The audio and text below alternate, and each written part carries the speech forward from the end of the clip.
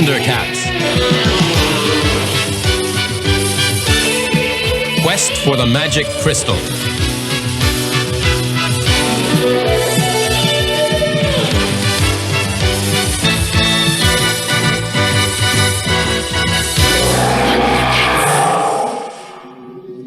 It was a beautiful day on Third Earth, but Lion-O, young hereditary Lord of the Thundercats, was not happy. He sat alone at the top of a mountain, dreaming of another world. He didn't really dislike Third Earth. It was a wonderful planet, filled with delightful and mysterious places to explore. But Lion-O was homesick for his true home, the planet Thundera, which he knew he would never ever see again.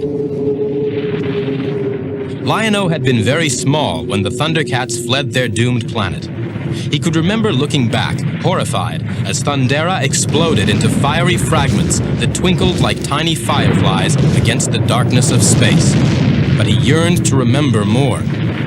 Lion-O jabbed at the air with the Sword of Omens, which Jaga, the wise elder, had given him when they fled. It holds the Eye of Thundera, Jaga had said, the source of all the Thundercats' power.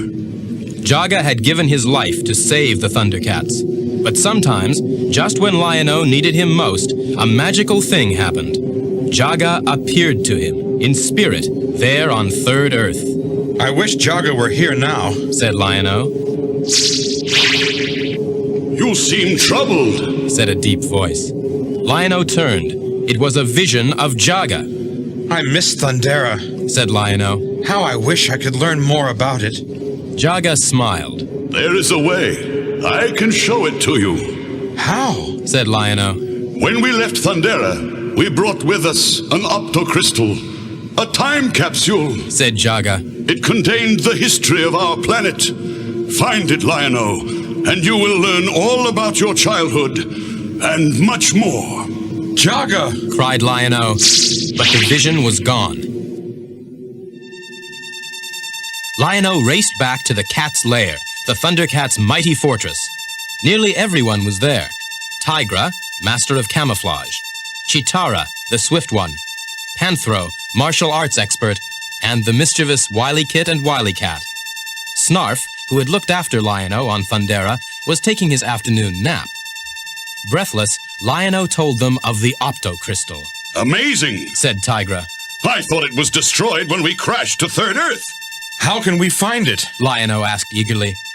Panthro drew a crude map. We must make a thorough search of the area. Get Snarf, Lion-O, and we'll each take a different direction. Within minutes, they were off. Can't we stop and take a break? Whined Snarf a little later, as he and Lion-O hiked through the forest of the unicorns. In a minute, said Lion-O. Soon they came to the River of Despair. Its slimy purple and green waters gurgled sluggishly in the sunlight. Oh, dear, moaned Snarf. How will we ever get across that? Lion-O laughed. What's the matter, Snarf? Can't you swim? And to Snarf's dismay, the young lord began to wade into the murky waters. Suddenly, the river seemed to explode. Reared a horrible black widow shark. She chomped her vicious jaws and roared with rage as Lion-O leapt back to the safety of the riverbank just in time. You are very lucky, my young friend. A high, sweet voice sang out from the woods. Out stepped the white-haired unicorn keeper with a beautiful unicorn at her side. The black widow shark, the old woman continued, lies in wait for anyone who tries to cross the River of Despair. Then how will we ever get to the other side? asked Lion-O. The unicorn keeper smiled. I know a way. The unicorn keeper waved her hand, and several unicorns came out of the forest, each carrying a glittering diamond in its mouth. When they piled the jewels on the riverbank, a beam of light rose up and formed a bridge over the River of Despair.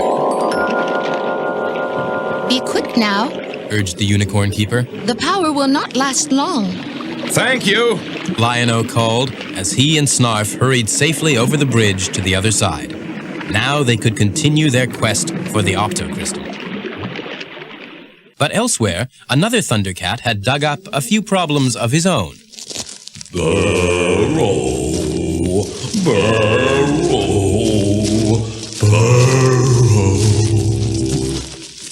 A scraggly line of mole men chanted in weary unison as they tramped, heads down, through a dark tunnel.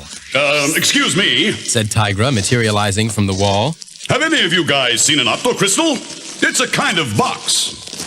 Burrow, burrow, burrow. The workers trudged on, blind to Tigra's presence.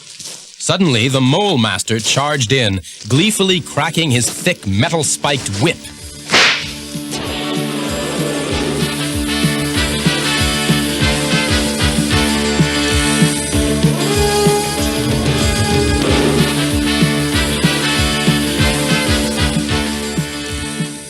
You lazy mole men! He bellowed. You must work harder!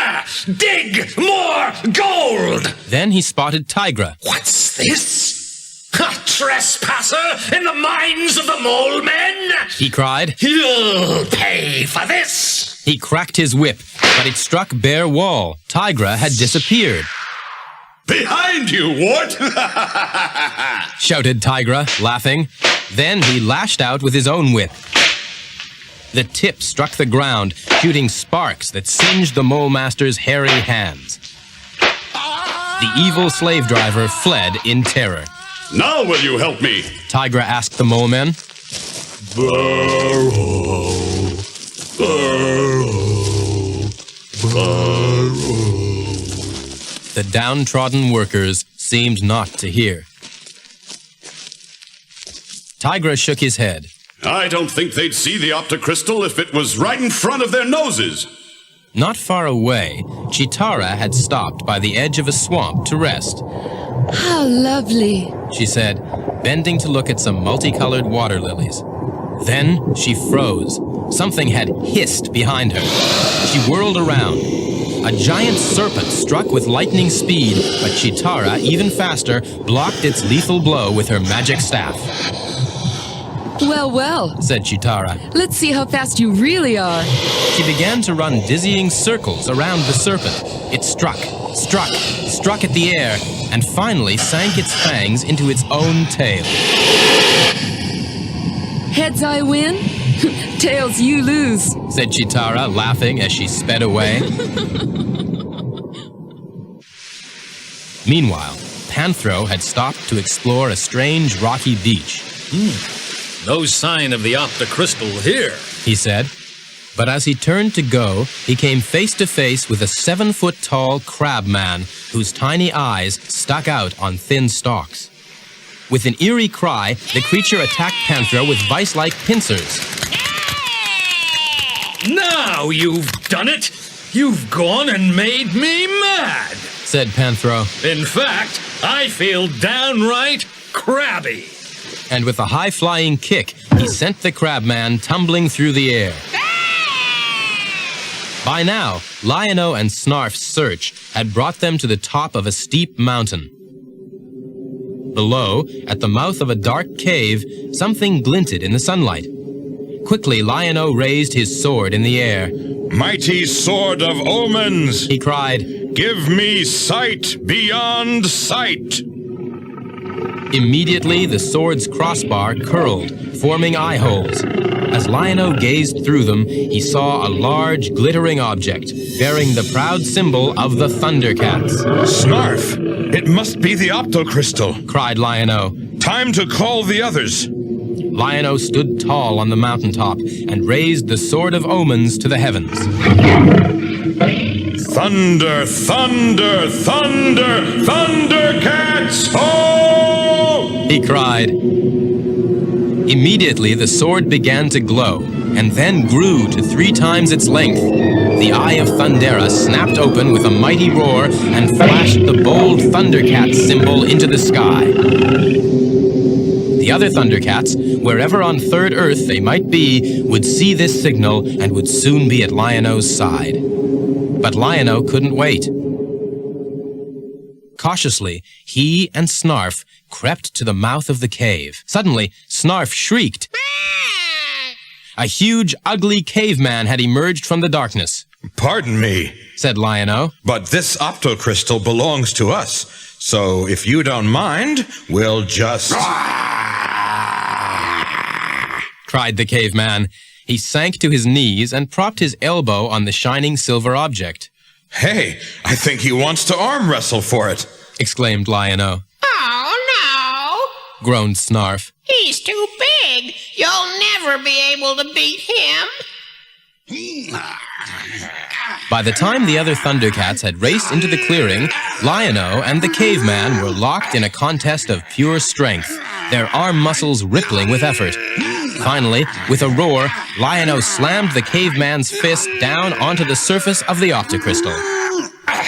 He did it! Wily Kit and Wily Cat shouted at once, dancing around the clearing. The caveman grunted and disappeared into the cave. Now, Said Lion-O. let's take this optocrystal home, where it belongs. Back at the cat's lair, Lion-O watched the optocrystal's flashing images again and again. Tears came to his eyes. Thundera had been so wonderful. He could hardly believe it was really gone. Finally, Lion-O turned away. Thundera would always be a part of him. Now, it was time to make Third Earth his new home.